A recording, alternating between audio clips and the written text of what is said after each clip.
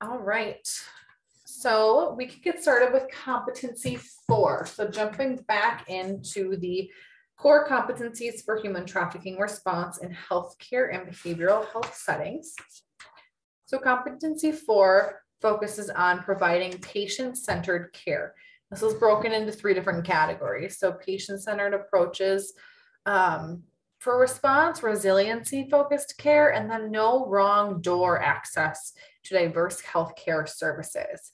So before we go into each section, I wanted to talk about what is patient-centered. So victim survivors will not only access emergency medical health care as needed, they will also likely have some type of primary care physician or someone they see regularly for long-term health issues. So what is patient-centered care?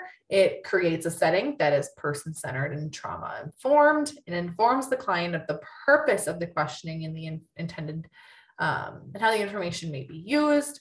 We discuss confidentiality, mandated reporting, meet the clients one-on-one for every part of their visit whenever possible based on your setting. So avoiding having other people in the room as you're able to.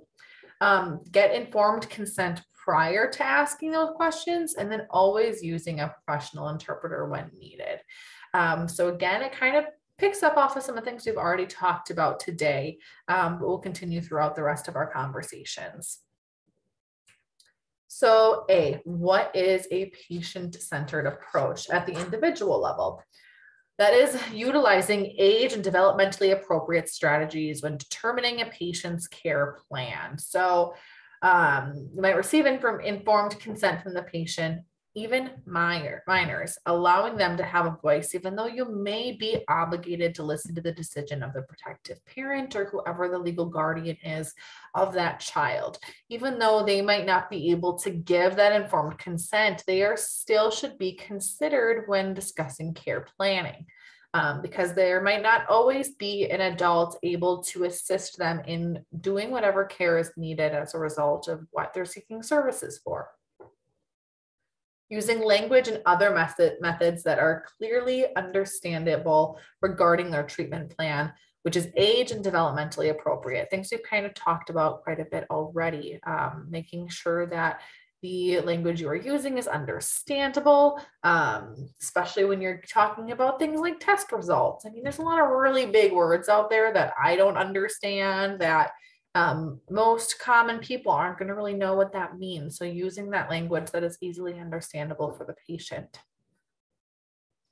Knowing that the patient's safety is priority over disclosures always. We want to ensure safety, whether that be physical safety, emotional safety, any kind of safety over a disclosure. If somebody doesn't feel safe disclosing information, that's okay. It just means they're not ready to do that yet. And then know when it's necessary to involve law enforcement or other parties when disclosures are made, and and if mandated reporting is necessary. And keep in mind the harms that this may cause, and keep your patient informed in every step of the process.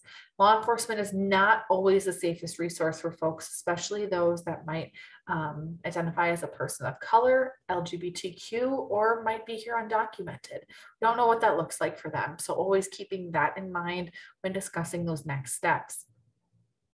Understand physical and mental health needs for those that have experienced trafficking or have risk factors for being trafficked is a key component of their care plan. And then offering supportive services to those family and secondary survivors as well.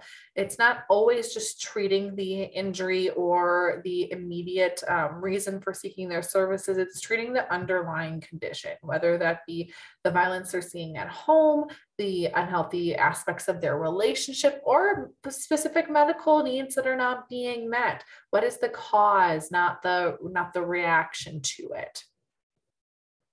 And then organization and institution, so using safety procedures for those identified or suspected to be trafficking victims, and including the use of separation methods, again, when you're examining those patients or sharing medical information or history.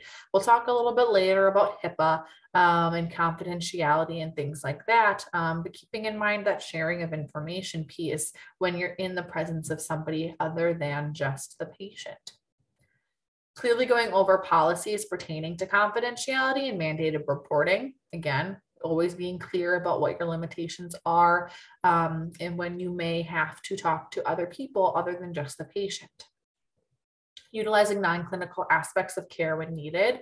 Again, interpreter and translators. Transportation. How are they getting to and from the clinic? Are they walking? Is it below zero outside? Are they having to take a cab? Can you assist with that? Are there funding sources or programs in place with the place you work that allows for transportation for patients to and from their appointments? And then is there options for mobile or remote health services? And what do those look like when talking to people about their experience? How do you ensure confidentiality? How do you approach these screening methods or difficult conversations that may result in a disclosure with somebody you're working with through telehealth or through a Zoom meeting? What does that look like at your organization? Again, using surveys and feedback forms, what do those look like? What questions are they asking? And how are they being conducted? Utilizing case reviews, again, MDT, CCR, or internal groups, and then seeking out opportunities to advance your knowledge on PTSD and motivational interviewing. Motivational interviewing is a technique used for individuals that work with other people to know how to ask questions, what open-ended questions versus closed-ended questions look like, what type of language to use, all of that kind of stuff. Advancing your knowledge on those skills and how they can be beneficial in a clinical setting can be helpful in advancing your organization's ability to work and build rapport with other individuals. So a patient-centered approach for research, evaluating variables between the demographics and types of trafficking in the patients that you see, as well as outcomes and impacts of the treatment provided. So what are the different variables, the different limitations or complications within the demographics of the people that you work with, especially those that may have disclosed or have risk factors for trafficking? Identify differences when you use MDTs and CCRs in the use and providing or in practice versus when they are not. So what does it look like when you have these case reviews? Talk about where you may have fallen short or where you may have had successes, looking at your case and asking the questions of where could I have done better versus, hey, look at the great job I did, right? Those can give you completely different outcomes of those case reviews and allow for you to progress in your work with individuals versus getting that pat on the back and that job well done. Those are great, but they don't always allow for you to continue to grow and improve in your ability to work with these people. Look at multi-generational outcomes of individuals of trafficked experiences. So maybe you're working with a child for a parent who experienced trafficking. What does that look like for them long term? What does it look like when somebody's protective parent has been exposed to some of the risk factors of trafficking and now their child is too? How is that parenting or how is that parent responding to that? Are they having an activation of their own trauma? How do you respond to the parent or the protective person that may not be first-handedly experiencing this, but is now having to deal with their own experience coming back into their current reality? And then evaluate the use of peer support specialists and other professionals in responding to trafficking disclosures. So are there people in your community that work as a peer support, somebody with lived experience that is able to relate and connect to these survivors at that very unique level of being able to share their experience to connect and learn different tools for success? And then education, continued education on promising practices or best practices for physical and behavioral health treatment of those who've experienced or are at risk of trafficking. So what are best practices? What does that look like? What are best practices in your area compared to somewhere else? Looking at specifically rural and urban communities, what does it look like for a hospital in a town's population of 10,000, a hospital in a town's population of 2,000, or a hospital in a town's population of 20,000, right? Very, very different responses to situations, exposure to people and their identities and all of those different things that play a role in the way you respond based on the makeup of the area you serve.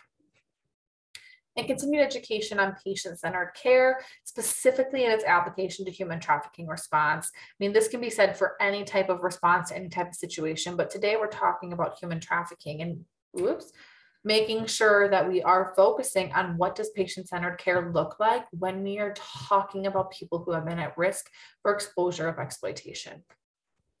So there are the 4 C's to patient-centered care, right? Culture, care, community, and collaboration. What do those 4 look like, and how are you applying them to the work you're doing?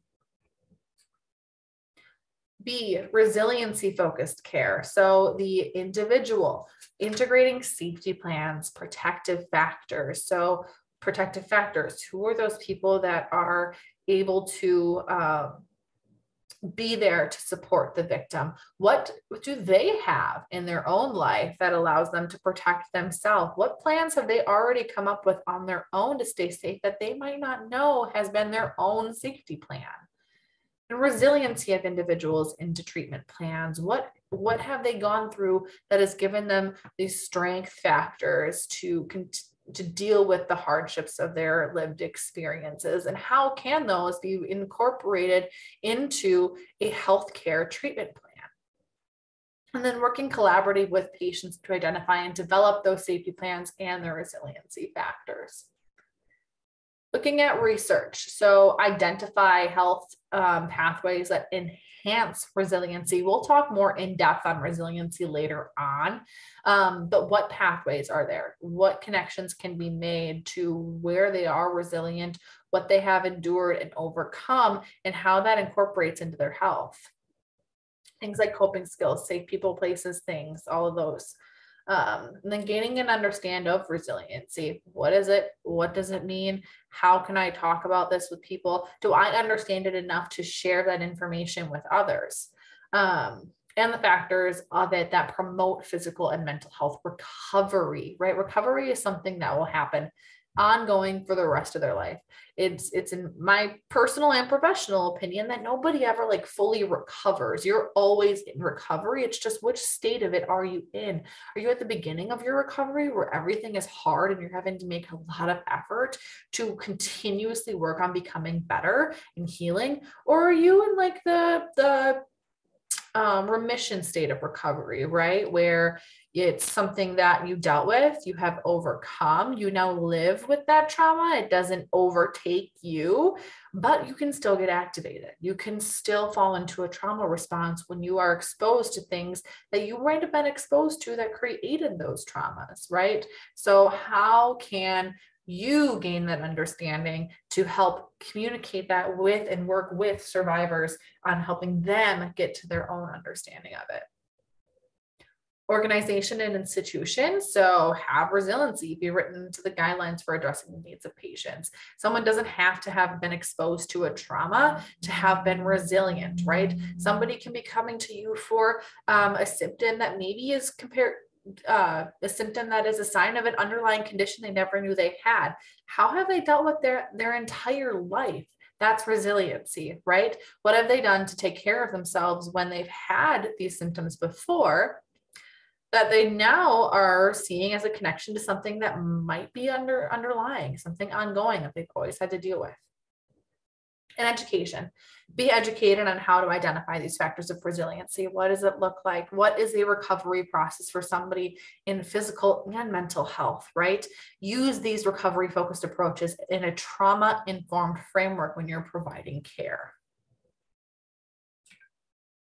And C, the no wrong door access to diverse health services. So individual, be able to determine the risk for all types of trafficking in diverse healthcare settings. Establish professional partnerships across public and private groups in your community, including inpatient and outpatient resources, rural and urban organizations, and those that primarily provide specialty care. What does that look like? Organization and institution. So implement a no wrong door policy that recognizes the potential in survivors and encourages them and their family to access the care they need, right? There is no wrong door. There's no wrong place for you to seek help and services, and we will connect you to the places that are best fit for you and your needs. Decrease barriers to accessing general and specialized care. So what are barriers in place? Do they need special referral programs? Do they need to go through and see X, Y, and Z doctor or physician, or get so many diagnoses before that care is covered by their insurance? Are there resources that will help pay for the care that they can't afford, their insurance doesn't cover? Do they not have insurance and need to help applying for insurance so they can access the care that they need? What does that look like? Then design and implement protocols to ensure those streamlined referral processes. So somebody needs a referral to get into an inpatient treatment facility for detox and AODA specific concerns. They don't have insurance, and this program allows insurance, but you have to have it for 30 days first, right? Get that referral over right away to an organization that can help them sign up for that insurance. Connect them with resources that in the meantime, they are able to use to work on their sobriety until they can get into detox and inpatient treatment.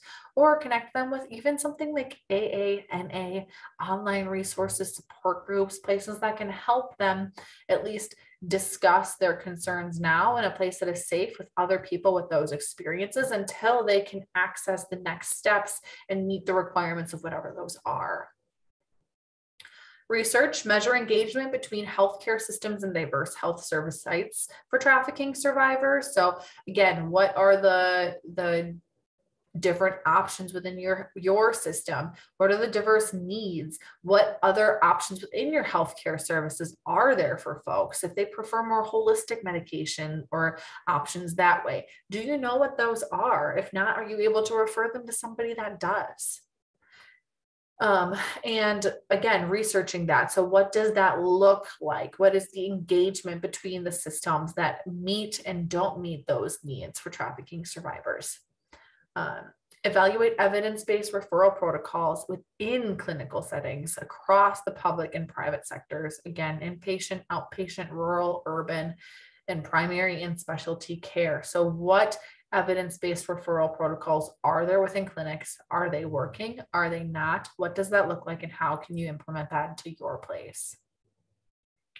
And education, using case studies, again, when it's appropriate, with those who have experienced trafficking and sought out these healthcare services, but were not identified by healthcare providers. Why weren't they? What barriers were in place? What questions weren't asked, right? These are the things we need to look at to then meet those individual and organizational needs. Competency 5, mandated reporting. Legal rights, Hipaa, and patient consent compliances, and documentation considerations. So this section will focus on legal and ethical standards because individuals who've experienced trafficking will often have diverse and significant legal needs. So A, mandated reporting. My understanding is all medical professionals are mandated reporters. There might be different restrictions or statutes or terminology that you have within your own organizations, or different policies that your place might have in place in addition to what you are legally required to do. And it's my understanding that mandated reporting, at least in those that have like a social work licensure, is within the scope of professional duties, right? So somebody discloses to you at the grocery store, you're not acting as the social worker or as the physician, right?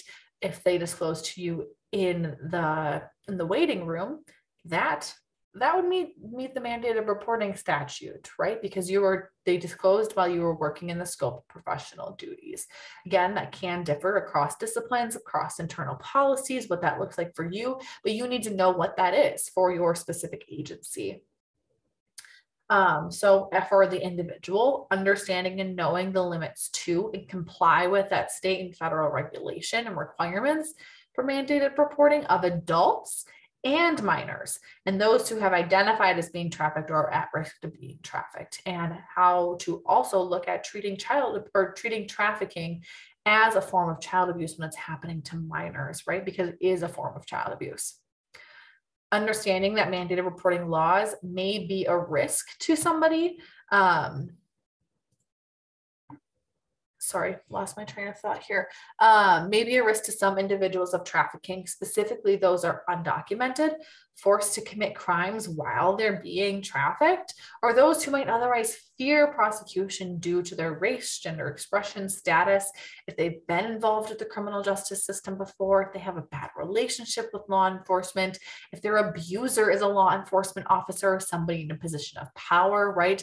What might that mandated reporting statute and law do to create those barriers for people to disclose when they know that? Administer a safety assessment to determine the level of risk or fear an individual might have if a report is made, how to do that with them, right? You never want to report an incident or a suspicion of violence without first talking with the patient. You want to do that with them. Even if they are not compliant, they don't want to move forward with this, it's still better to do it with the patient than behind their back, because that completely eliminates that trust, that rapport building, and it will make it more difficult for that patient to trust another provider in the future.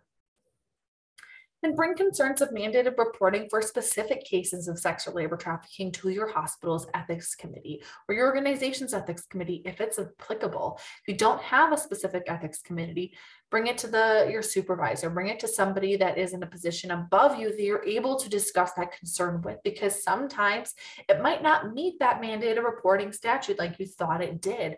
And if those concerns are there, figuring out who is best to report the situation to. Is it best to call law enforcement first, or is it best to call CPS, right? Because it's my understanding that those kind of screen each other in and out, right? You make a report to law enforcement, they notify CPS. You make a report to CPS, they screen it in, they make that report to law enforcement, right? They kind of connect those dots. Who's the easiest person to report to that is going to cause the least amount of harm during that initial communication period with the participant? Organization and institution, stay up to date on required trainings and attend optional trainings when it's possible and available as in your schedule on federal, state, tribal, and local requirements related to mandated reporting of trafficking. What does that look like? And I highlighted the tribal piece because tribal, people that identify as being Native American are at heightened risk for experiencing any type of violence, but especially human trafficking. And you need to know what that tribal law says, what their what their beliefs are, what that might impact them, because they're not just going to seek services within their tribe or what that looks like. They're going to receive services in the community as well.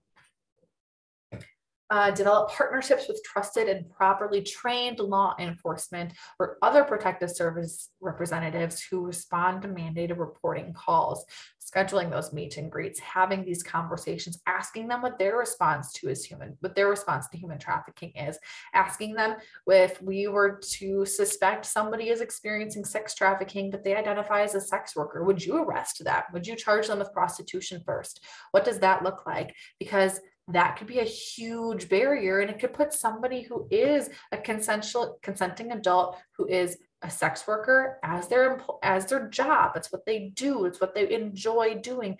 They could be put in a really dangerous position by reporting that because you might suspect trafficking.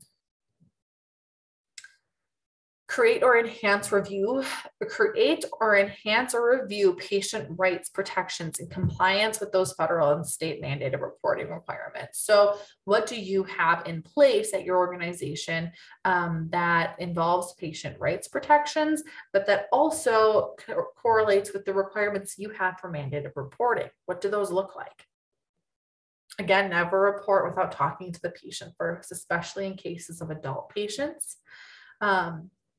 With youth, you might not be able to include the youth in that plan to report, but including their protective parent. But I would always encourage you, if you have the ability to, include that youth in that reporting process, because they deserve to be informed as much as their protective parent on what is happening with their care.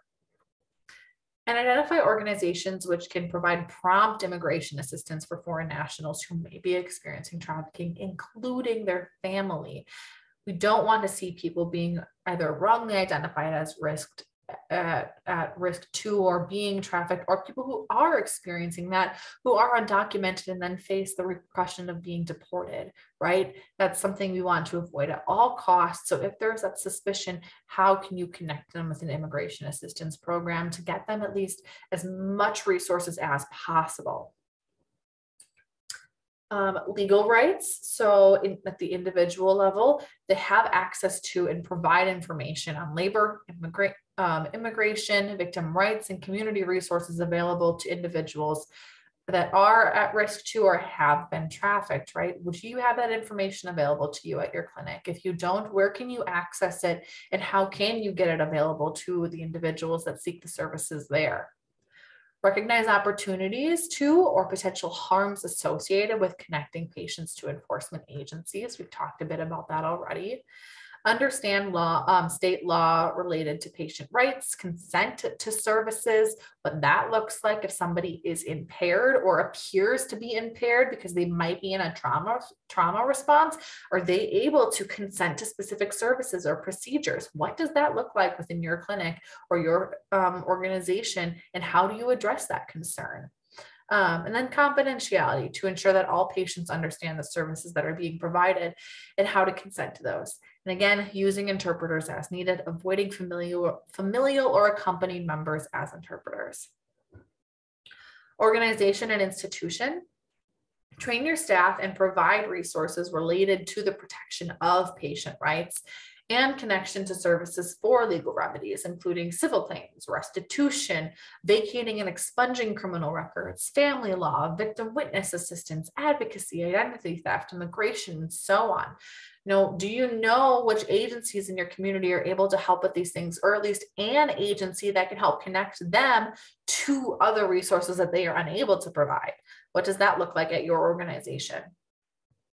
Establish working relationships with, again, relevant law enforcement professionals and advocacy groups.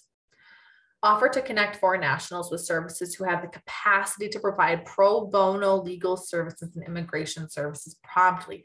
Does that exist in your area? If not, what other options are there? And if there are options outside of your service area, at least try to connect them to that. Research and education. So evaluate the effectiveness of outreach strategies and rights awareness campaigns and materials. What does that look like for you? And ensure learners are aware of various legal needs for those who have experienced trafficking. So when you are talking to people in your office, when you are doing your own research or presenting on materials such as this, what legal needs are there and how are they addressed? And then C, Hipaa and patient consent compliance. So at the individual level, apply patient consent laws and Hipaa regulations with relevant state exceptions to all encounters with individuals who have experienced trafficking. And honestly, all individuals, regardless, do they know and understand what Hipaa is, what the exceptions to it are? Are they informed on what their confidentiality means? Do they know what informed consent is? Organization and institution, so conduct mandated regular trainings on Hipaa regulations and patient consent laws, and paying special attention to the laws that care to minors or unattended youth and those with limited English proficiency. So that unattended youth piece, somebody presents to your clinic, say they're 16, they don't have a parent or guardian, they don't provide contact for one because maybe they don't have one or that person is unsafe. What do you do? How does that work? What are your organization's protocols in place to deal with that type of a situation? Is it notifying CPS? Is CPS a safe resource for that person? Are they already involved in the system? What does that look like? And what is the policy your organization has? Research, so conduct research on challenges related to healthcare professional-patient relationships, guardianship, Hipaa, and consent with minors who have experienced trafficking. So what is out there? What information is there that talks about the challenges in place here, and how can that be addressed or changed in your area? And education. So again, understanding of patient consent laws and Hipaa, the exceptions to that, So that way all healthcare providers can provide appropriate care for individuals while ensuring safety of the patient, healthcare providers, and other staff. Remember way at the beginning when we talked about the misconceptions of human trafficking and how that can pose danger to the victim, survivor, and bystanders? Sometimes traffickers are very dangerous people, and you don't want to be putting yourself in a position where you could be unsafe because of the way you're responding or not responding to somebody who may be experiencing this. That's not just danger of interacting with somebody who could be a trafficker. It also means, you know, the unsafetyness for you in your job. And if you aren't following these laws and consent policies, what does that look like if you violate that? Could you lose your license? Could you lose your job? Could you get repercussions with your boss or your agency? Know what that looks like. And then D, documentation considerations. So at the individual level, if you want to discuss health record documentation with their patient, but respecting their right to privacy while balancing this with the need to provide information that is important for their care and legal disclosures if you were to be subpoenaed or if the documents were to be subpoenaed. Providing documentation and a record that meets standard guidelines on the level of detailing, but also with appropriate billing and diagnostic codes. I also will do a little bit of an example case note activity after this, but what are you writing about your patient? How are you talking about their symptoms, about the way that they're presenting, about the language they're using, or where their pain is, or their history, right? Thinking about those things and the impacts that can have on their care in the future. Organization and institution, full disclosure, I couldn't tell you what the ICD-10 is, but it is an important part according to the information I have within documentation consideration. So this may or may not apply to you depending on the organization you work for and the position title you may have, but you want to provide all staff with guidance on discussing healthcare record documentation and with the ICD-10 coding with patients and how to use the institutional confidentiality measures, right? Design and implement confidentiality measures for healthcare record documentation that maximizes safety and confidentiality, but also includes important clinical information, right? That safety and confidentiality piece. Do patients have access to their healthcare records? What are you saying in those case notes? If they go back and read that, how is that going to make them feel about coming back for services, right? Sometimes if you write negative things or talk poorly about a patient in their notes because your feelings were hurt or you were challenged by this person and it compromised the care you gave them. We've all been there, right? We've all dealt with really difficult patients and we've all had experiences where our frustrations may have gotten the better of us, but how we talk about them in those notes can get back to them and can significantly deteriorate their relationship with the healthcare providers they have to interact with and can make it so that way they feel unsafe going and getting help and receiving services. And then provide special consideration to confidentiality of minor patients with respect to the parent or guardian's access to that information. What are they able to see? What are they able to talk about? Our policy here is when we have protective parents and we work with kiddos, is that we can't share information with parents on what we talk about with their youth. We can give updates on if they're, we're seeing them open up more or where they might be, needing some extra support at home, or we can ask you specifically, do you feel comfortable with me sharing this with your protective parent? Or I'm concerned about this. Is it okay if I bring this to the attention of your protective parent? And they say, yes, we can share it then. But we're obligated to keep what we talk about in session confidential because they need to feel safe in that space too. What does that look like at your organization? Research. So research the prevalence of healthcare provider reporting of trafficking through the ICD-10 codes and identifying barriers to the application of those codes by providing the outcome of them through reporting and data confidentiality mechanisms. And education. Document cases of trafficking in an objective, trauma-informed way with consideration for legal and institutional implications of reporting.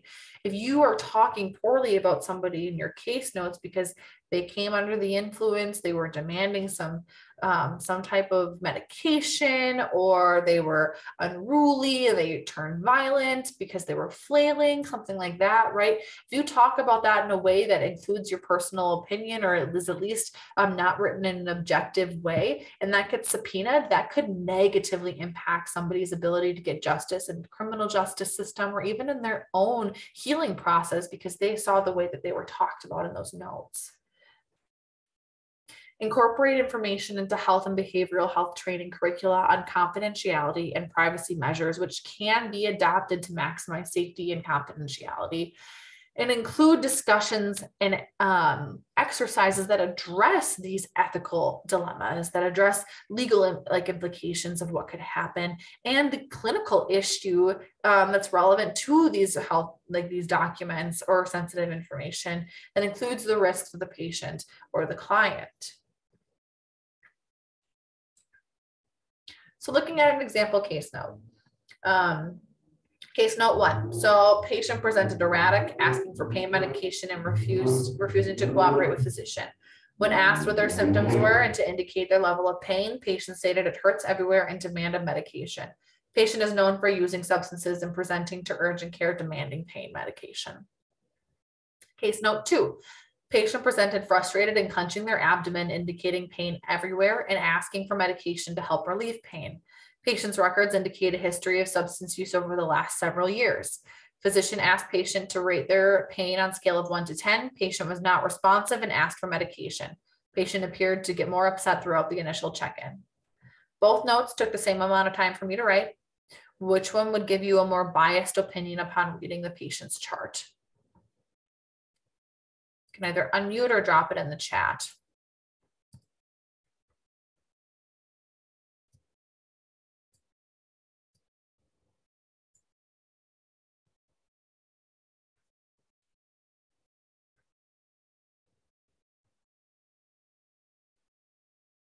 Yeah, right? Number 1. What about number 1 would make you feel more biased upon providing service to a new patient? Any specific language used or the way it was documented? Yeah, refusing to cooperate is a huge one. Demanding and refusing. Nothing is said positively about the patient. Thank you, Katie. That's so important. They didn't put a single thing in that little blurb about what the patient was doing right, or what they were experiencing when they came in, other than they were unruly, they were demanding, refused to cooperate, and they have a history of substance use, right? This patient, and patient is known, right? I'd ask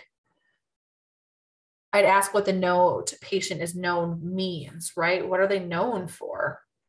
What substances? Why is that part of this note? It was less detailed at face value compared to the second note. Right. The second note kind of, answering the next question, which one would give you a better understanding of their symptoms, history, and state of mind at the initial contact? The second one, right? Because it addresses all of those. They presented frustrated, they clenched their abdomen, indicated pain. Record indicates substance use over several years. The patient appeared to get more frustrated throughout their check-in, whereas this one is just the patient was erratic, wanted pain meds, refused to cooperate, demanded medication. Also sounds really judgmental as compared to note 2, where it's saying patient appears more upset rather than patient is presenting to urgent care demanding pain meds, right? It's much more objective. It's observial. It's not my opinion, right? I'm not saying the patient was erratic. I'm saying the patient presented as, right? Not my words, my observation of how they are presenting. Yeah, number 1 is very subjective without objective information of what practitioner was seeing, hearing, etc. Right. And granted, I wrote these case notes, but I wrote these case notes after having worked with a survivor for about 2 years now that has had numerous, the majority of their interactions with the healthcare industry has been negative. And this is what her chart looks like, is like case note 1. It's very subjective. It is, very just, I want to say like it's rude, it's name calling, it's making these assumptions without actual information about her care, right? Number 2 noted that they were clenching their abdomen when it is a nonverbal indication about where the pain might be, right? Case note 1 doesn't even say where their pain came from. Case note 2 says they were clenching their abdomen, but claiming pain everywhere, right? Good observation. Yeah. So just some really important things to keep in mind when you are taking case notes. And granted, these are case notes specific to individuals working in like a clinic, somebody that might have notes in a client's chart. But for those that may be working in the county, providing public health services, or those that might be advocacy individuals on this call, I mean, when you have to take case notes on an individual, keeping the same stuff in mind too. How are you talking about the individual? Because if they come back and read this, how are they going to feel seeing how the way you wrote about them? My philosophy is I don't really ever want to write anything that if a patient or a participant of mine were to read, that it would be upsetting to them to see. I want to be objective, and I want to just only put in their factual evidence, not any assumptions I'm making, unless that assumption is based off of verbal and nonverbal cues that they have provided me with. Okay, any questions on this section before we move on?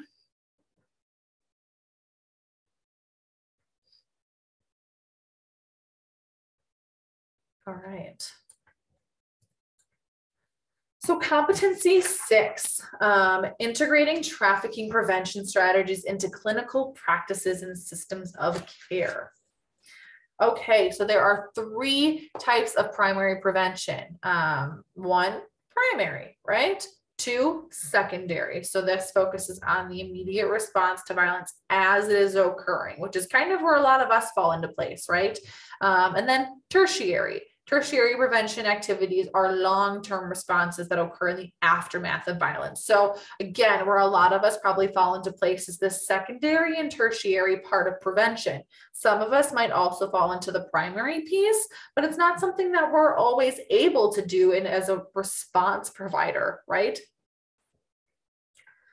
So prevention should be a part of any and all public health strategies to addressing human trafficking. We're going to be talking about the 3, primary, secondary, and tertiary, and what they mean.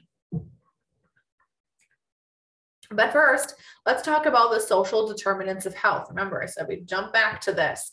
So the social determinants of health is defined as the conditions in which people are born, grow, live, work, and age. They're shaped by the distribution of money, power, and resources throughout local communities, nations, and the world. Differences in these conditions lead to health inequalities or the unfair and avoidable differences in our healthcare statuses that are seen within and between countries, right? The amount of healthcare availability and resources in a small town is going to vastly different from those in a large community, and it's going to vastly different across states and across different countries, right? Privatized healthcare versus public healthcare, what that looks like, access to services, referrals, wait times, all of that is going to play a role when we're talking about the social determinants of health. So A, primary prevention at the individual level. It integrates concepts of nurturing and attachment, knowledge of the parenting and child development, prenatal and paternal and child resilience, supportive adults, right? So important. And the social and emotional competence of children in pediatric or young adult settings of care. Routinely screening for risks of various forms of exploitation, which includes trafficking, but also domestic violence and child abuse, as well as looking at ACEs and the social determinants of health. ACEs and the social determinants of health are huge indicators in looking at prevention, but also looking at resiliency, which we'll talk about in a little bit. Offer education and resources to patients and clients about healthy relationships. Conversations on healthy relationships is like the #1 way to prevent violence, because the more we talk about and normalize these conversations, the more people are going to be open to asking questions and understanding and looking at the relationships they have in their current life and the relationships they want in the future to be able to identify what is and is not healthy. Also looking at internet safety, labor rights, and potential indicators of exploitation. Connecting at-risk patients to community resources that address these risk factors for trafficking, victimizations, and perpetration, right? That's something we haven't talked a lot about here. What about the perpetrators? What about the people that are causing harm, right? By having these conversations and focusing on the primary prevention piece, we can stop perpetration before it happens. So we can identify protective factors and promote resiliency for individuals and their families.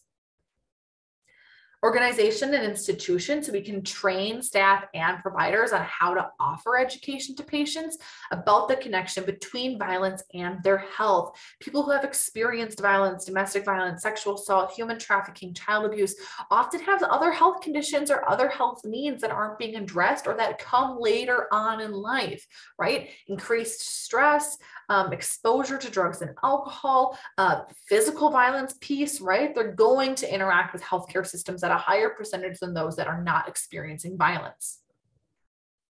Encourage them to use strategies that promote wellness and safety and connect them with community resources, right? Is your organization doing this? Ensure that staff have the capacity to offer these resources that address ACEs and the social determinants of health to prevent trafficking.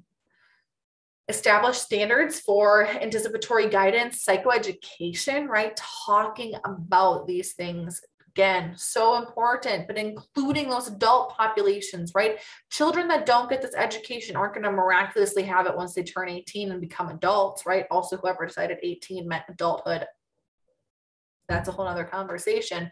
But right, if we don't have these conversations with adults too, we're not doing our job. This has to be a conversation with everybody. And we have to focus on the intersections between other forms of violence and the risk of trafficking. Again, so many people who experience trafficking, think back to those videos that we watched earlier, what we talked about earlier with risk factors, experience other forms of violence in their life before, during, and after trafficking. Training healthcare providers on the harms associated with ACEs and intergenerational trauma, right? Trauma of our parents, of our grandparents gets passed down, not always intentionally, oftentimes probably not intentionally, but it happens. We need to talk about that. And your organization needs to be aware of the fact that that does happen and how to intervene.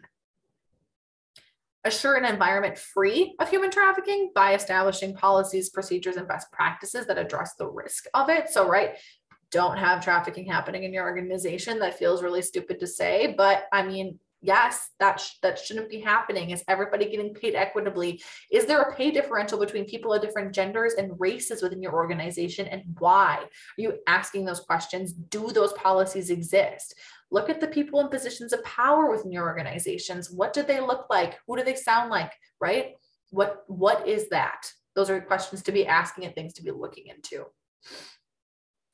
Establish partnerships with community-based resources that provide services designed to improve those social determinants of health, which are also working towards reduction in the risk of trafficking across communities, right? Not just targeting specific populations, but looking at the entire community.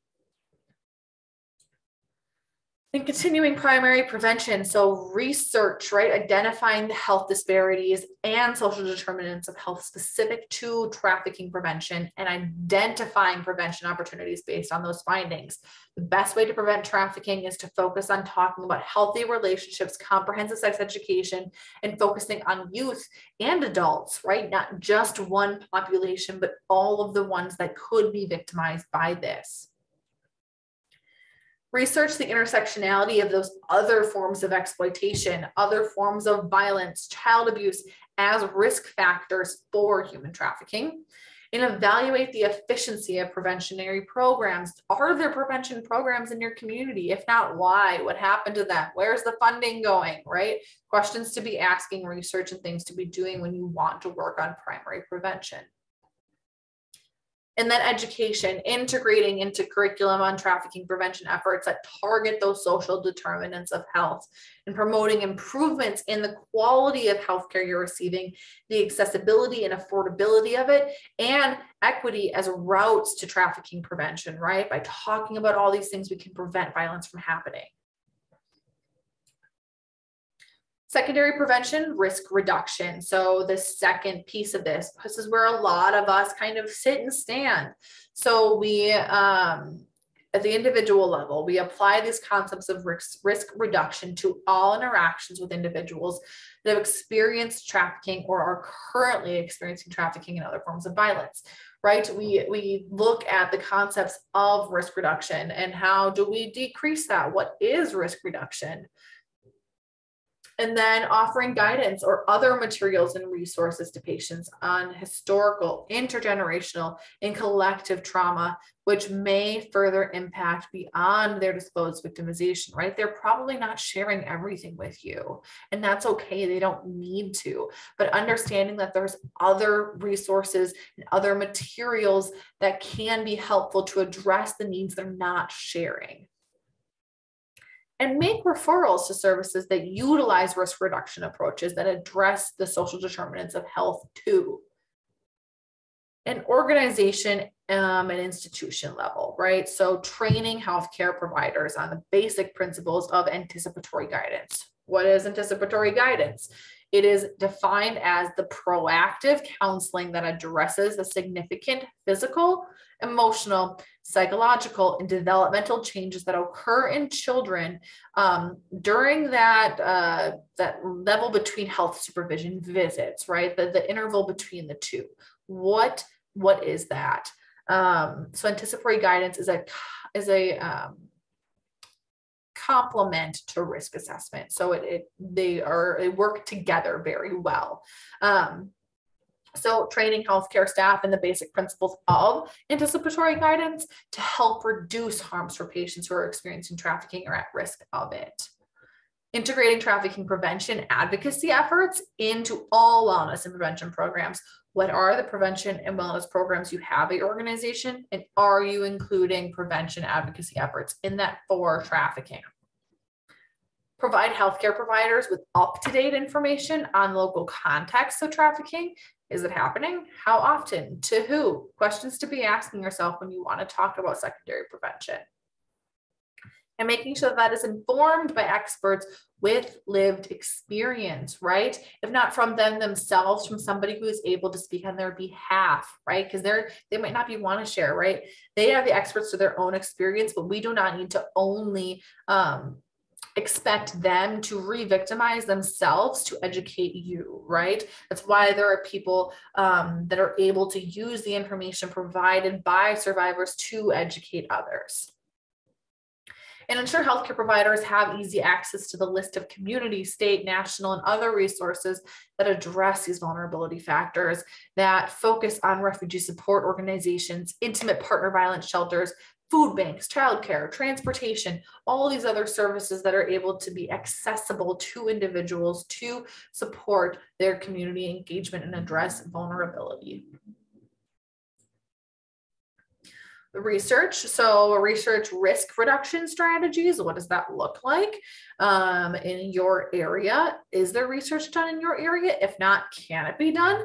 That focuses on individuals engaged in the affected industries or in the affected industries. So those that may be experiencing sex and drug trafficking, right? Drug trafficking, I've seen a lot of overlap with people forced to distribute and sell drugs by their trafficker to avoid other harms or punishments, or as part of their job, right? That's a labor trafficking experience.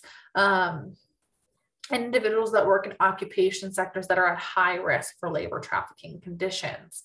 Research different industries affected by trafficking at the community level. So what industries are most affected by trafficking, and do those exist in your community? If they do, what is being done to talk about that at those agencies or at those industries?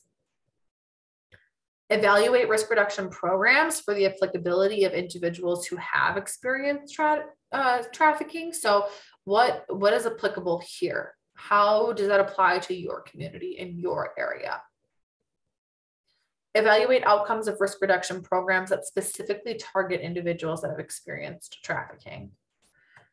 In education, we want to incorporate education on risk reduction in any curricula on human trafficking, because the best way to prevent trafficking is to talk about the risk and how we can identify risks before people are exposed or exploited. Integrate into curriculum the intersectionality of trafficking and other forms of violence. Again, co-occurring victimizations are huge when we're talking about trafficking victimizations. And C, tertiary prevention. So preventing of re-trafficking, re-victimization. Doesn't have to just be trafficking. The people that are re-exposed to violence after no longer being actively exploited. So at the individual level, we're talking about strategies for long-term substantial care in health and behavioral health planning with the patients who have experienced trafficking, and again, their families, right? It's not just the individual person that's affected by this. Sometimes the whole family is too. And connect identified individuals to those social services for long-term care, talking about interpersonal trauma, treatment for substance use disorders, and other resources as deemed appropriate by the victim survivor. And addressing protective factors and resiliency strategies with patients to reduce the re-trafficking, right? What are the factors that could expose them to being re-victimized, right? Is it housing and homelessness? Is it a criminal record? Do they need help getting their record expunged? Do they need to relocate, right? Get out of the community where their traffickers also live, right? What does that look like? What are their protective factors? What resiliency do they have? Organization and institution. So investing in long-term healthcare and behavioral health strategies for identifying patients that have experienced trafficking in their families. So what long-term healthcare and behavioral health strategies do you have, and how can they be focused in on human trafficking prevention as well? Adopting a multidisciplinary team approach to healthcare for patients that have experienced trafficking, to make sure that their recovery is sustainable and long-term, right? What multidisciplinary team approaches have you used? Do you have? Are they identified? If not, how can you identify them? In research, so the long-term holistic recovery needs, right? Not just those involved in like the coming into the clinic or accessing resources through a hospital or with a physician, right? What other needs are there? Do they need more focus on opportunities to pray, for more spiritually led places for them to channel other aspects of healing that is important to them, that is identified by them and by other survivors with lived experience? Then evaluate the effectiveness of aftercare and support services for patients that have experienced trafficking. Is aftercare effective? If not, what aftercare is being provided and what aftercare is not? And education. All healthcare professionals in long-term need to be educated on long-term recovery needs of patients who have experienced trafficking, in addition to their families, right? It's not just the one person. And then ground this in resiliency and inform it by experts with the lived experience. Well, that was a lot of information. We talked about a lot with the core competencies. To review the core competencies, again, there were 6 of them. The first one, universal competency. Can anybody tell me what the universal competency was?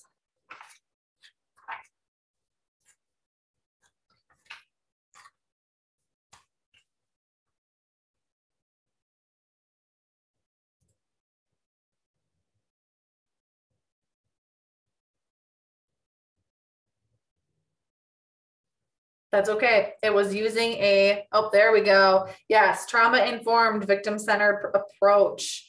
And then competency 1 was understanding the nature and epidemiology of trafficking. Gosh, that word will always trip me up. Competency 2, evaluating and identifying the risk of trafficking. 3, evaluate the needs of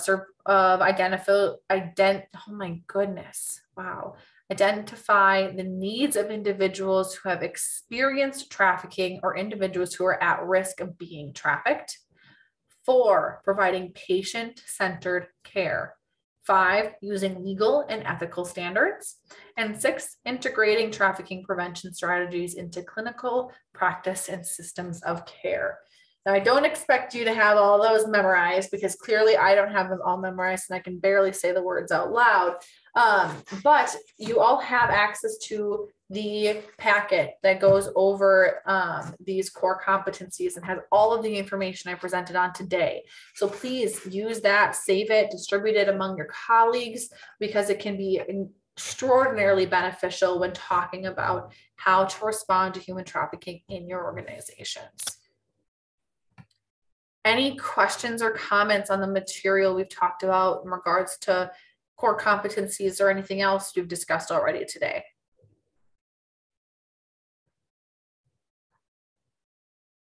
Yes, Benjamin. Yes, I had a question. When you were talking about the mandatory reporting, I thought it was mandatory reporting for minors.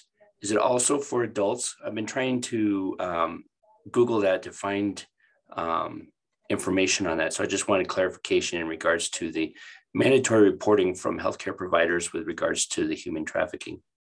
Yeah, so that is a really good question. And is in regards to specifically healthcare providers. So I have a social work background. So I know as a social worker, and with my agency in particular, if there is suspicions for hurting yourself or somebody else, or someone discloses an attempt to hurt them or somebody else, that would fall under a mandated reporting.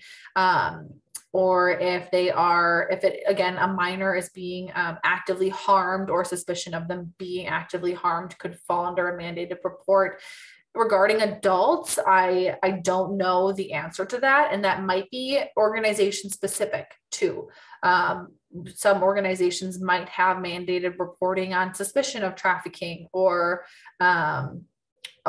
depending on if they have so many indicators. I think that would be something good to ask your organization if they have, and if they don't, it can be open to a conversation to have on if one should exist, and if so, what does that look like?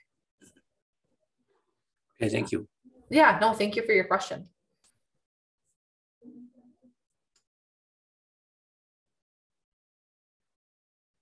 Any other questions or comments for folks? Okay, well, then we will take a quick break, and I will see y'all back at, let's do 1:40.